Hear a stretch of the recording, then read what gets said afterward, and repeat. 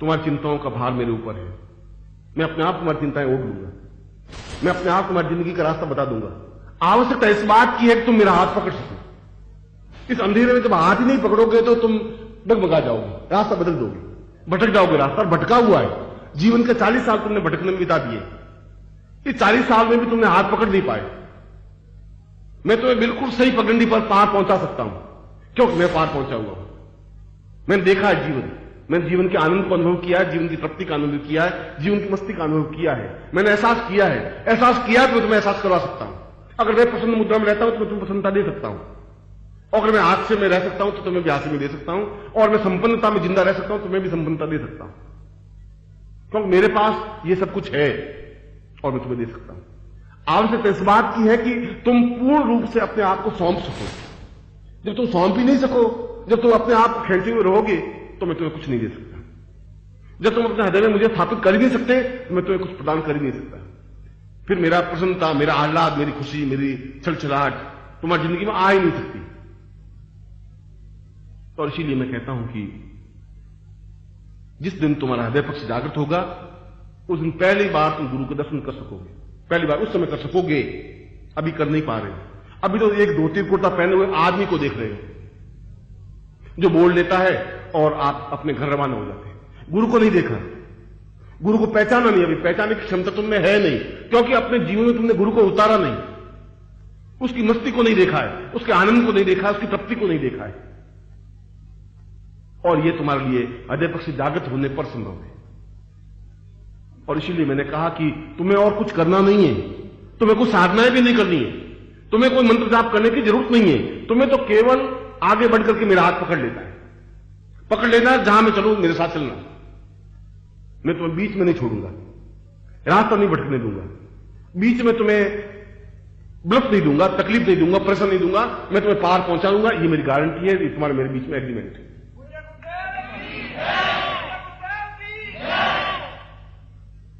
और मैं सोचता हूं कि इस बात के बाद तो अब ये सारी शंकाएं बेकार हो गई कि हम साधना कैसे करें, और ये भी सारी शंकाएं बेकार हो गई कि मंत्र जाप कैसे करें, और ये भी सारी शंकाएं हो गई कि हम क्या करें, दक्षिण दिशा की ओर मुंह करें, पश्चिम दिशा की ओर मुंह करें। मैं कह रहा हूं तुम्हें कुछ करने की जरूरत है भी नहीं, मैं ऐसा कर सकता हूं। और अगर मैं ऐसा कह रहा हूं तो इसमें कोई घमंड का भाव तो नहीं है। ये तो गीता में कृष्ण स्वयं कह रहे हैं कि अर्जुन तो मुझे समझ ही नहीं रहा है, तो मुझे साथ ही समझ रहा है कि घोड़े चलाने वाला है। मैं घोड़े चलाने वाला नहीं हूं, पूरे ब्रह्मांड को अपने आप में रखे हुए हूं। और हम सोचते हैं कि कृष्ण ने इतनी बात कही, इतना बड़ा घमंड किया था। वो खुद कह रहा है कि मैं संसार को चला रहा हूं और मैं ब्रह्मांड को चला रहा हूं और मैं ये कर रहा हूं और मैं ये कह रहा हूं और मैं पेड़ों में पीपल का पेड़ हूं, मैं नदियों में गंगा हूं, तो यूं नहीं पहचाने तो तू मुझे पहचान। ये सारी बातें अगर गीता में कृष्ण ने कही है तो कोई कृष्ण ने घमंड नहीं किया। अर्जुन समझ नहीं रहा था, उसको जबरदस्ती समझाने की जरूरत थी। और तुम भी समझ नहीं पा रहे। तुम धृतराष्ट्र की तरह अपने राजा की राजमुकुट पर बैठे हुए, और मैं तुम्हें आंख में आंख डाल के समझा रहा हूं कि तुम्हें हृदय पक्ष जागृत होगा तब तुम पहचान पाओगे।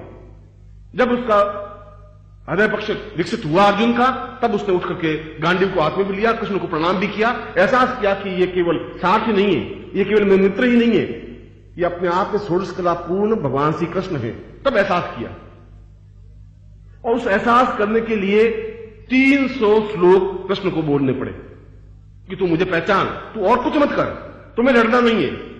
ये महाभारत युद्ध तो मैं जीत लूंगा अपने आप, ये सब मरे हुए, इनको तो मैं मार दूंगा, तू तो केवल खड़ा हो जा और मेरा हाथ पकड़ ले, ये सब कुछ मैं कर दूंगा। ऐसा इसलिए कहना पड़ा कि अर्जुन व्यामोह युक्त था, समझ नहीं पा रहा था। और मैं तुम्हें भी वही बात कह रहा हूं कि तुम समझ नहीं पा रहे हो। तुम्हें साधनाएं तो मैं अपने आप सिद्ध करवा दूंगा, ये तो जिम्मेवारी मेरी है। तुम्हें संपन्न तो मैं अपने आप कर दूंगा, ये मेरी जिम्मेवारी है। मगर उस दिन, जिस दिन तुम मुझे पहचान लोगे, जिस दिन अपना हाथ मेरे हाथ में दे दोगे, जिस दिन मेरे कदम से कदम मिलाकर के चले चलोगे, जिस दिन अपने आप को पूर्ण समर्पण कर दोगे, फिर तुम्हारे जीवन में कोई कमी नहीं रह सकती। और ये जीवन की बहुत बड़ी साधना है, ये जीवन का बहुत बड़ा क्षेत्र है, जीवन का बहुत बड़ा कार्य है। और आज के दिन अपनी बात को तुम्हारे सामने व्यक्त करते हुए, क्योंकि आप मेरे शिष्य हैं और शिष्य का तात्पर्य है नजदीक आना और नजदीक आना और नजदीक आना और नजदीक आते आते समा जाना, उसको शिष्य कहते हैं। और उपनिषद अगर कहा है तो उपनिषदों में ज्ञान का भंडार है, तो उपनिषद का मतलब है नजदीक आने की क्रिया। उपनिषद क्यों सीख रहे हैं हम?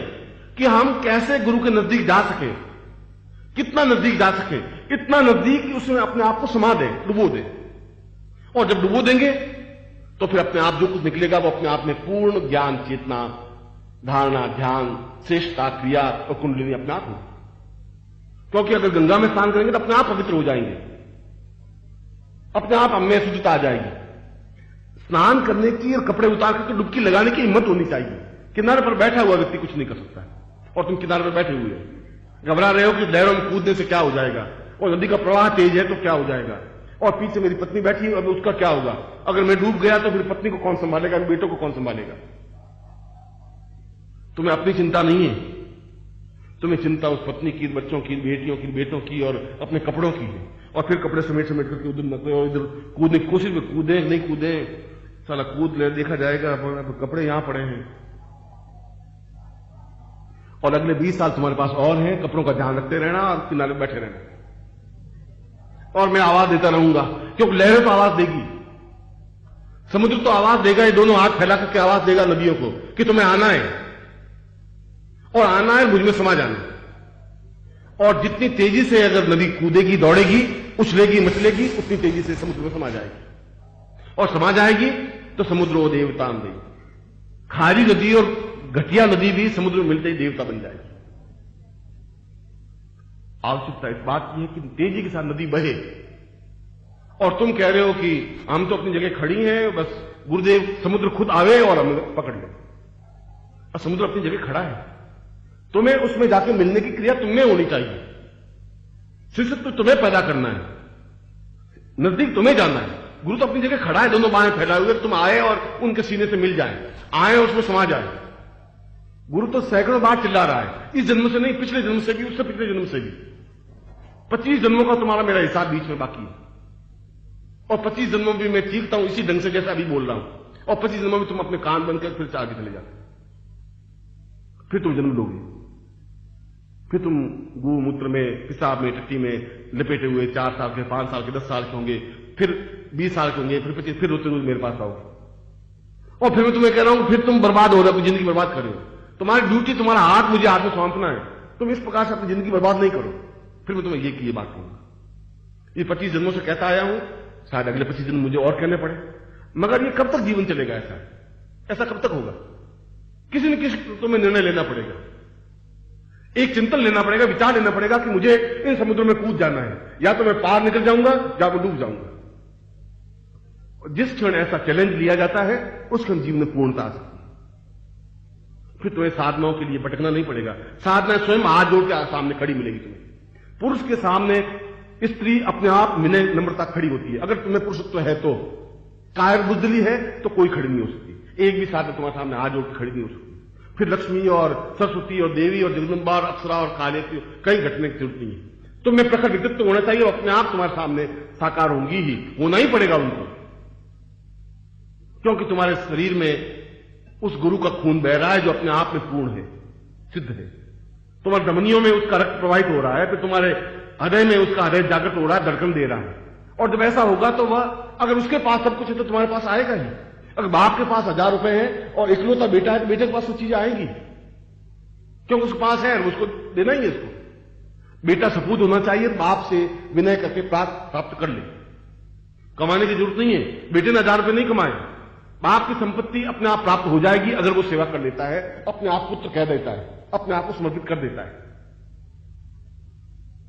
और तुम्हें भी साधनाओं के लिए कमाने की जरूरत नहीं है, साधना करनी है। अगर मैं कहूं तुम्हें करना है, मगर उसके लिए इतना व्यथित, इतने चिंतित, इतने दुखी होने की जरूरत नहीं है।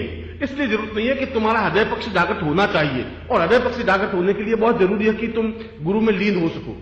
इसलिए नहीं मैं गुरु हूं इसलिए मैं कह रहा हूं, इसलिए कि यदि कोई भी सक्षम और सजग और जिंदा व्यक्तित्व है, अगर गुरु जिंदा है, जिंदा का मतलब है कि जिसमें प्राण है, चेतना है, कहने की हिम्मत है, क्षमता है, जो चैलेंज को उठा सकता है, कह सकता है, वो जिंदा गुरु है। भगवे कपड़े पहनने से गुरु नहीं बन सकता, और गंगा के किनारे बैठने से गुरु नहीं बन सकता, और तुमसे 5 रुपए ऐंठने वाले गुरु नहीं बन सकते, और अपनी प्रशंसा करने वाले फूलों का हार पहनने वाले गुरु नहीं बन सकते। गुरु तो कड़वा बोल सकता है, तुम्हें डांट सकता है, तुम्हें पकड़ सकता है, तुम्हें पार ले जाने के लिए परेशान हो सकता है, क्योंकि उसकी मंतव्य, उसका लक्ष्य यह है कि ये क्यों भटक रहे हैं, क्यों गड़बड़ है, समस्या क्या है, क्यों किनारे पर बैठे हुए, क्यों नहीं डुबकी लगा देते हैं, क्यों नहीं छलांग लगाते हैं। ये व्यथा है उसकी, और व्यथा गुरु के प्रति रहेगी, क्योंकि तुम मेरी हृदय की धड़कन हो। उन धड़कनों के हजारों धड़कनों में तुम भी एक धड़कन हो, और प्रत्येक धड़कन जिंदा रहने के लिए जरूरी है। ऐसा नहीं है कि 5 धड़कनें नहीं हो और बाकी धड़कनें जिंदा रहे तो शरीर चल जाएगा, नहीं चलेगा। जो ये 5 धड़कनें बंद हुई, शरीर खत्म हो जाएगा। तो तुम्हारी प्रत्येक धड़कन मेरे लिए उतनी मूल्यवान है, चाहे ये धड़कन हो, चाहे ये हो, चाहे वो हो।